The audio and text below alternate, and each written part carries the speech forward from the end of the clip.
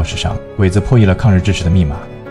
顾小梦在舞池里撒欢，李宁玉却在吧台上落泪，直至一个电话响起，才打断了顾小梦的疯狂，干下一杯烈酒，两个人就离开了酒吧。集结的货车上闭塞幽暗，摇晃的车厢让他忍不住呕吐，所有人都捂住了口鼻，只有李宁玉拿出的手帕是为了他而准备。一滴两声喇叭，大门就被卫兵打开，汽车驶入院子之后，大门又爆发出一声沉闷的撞击。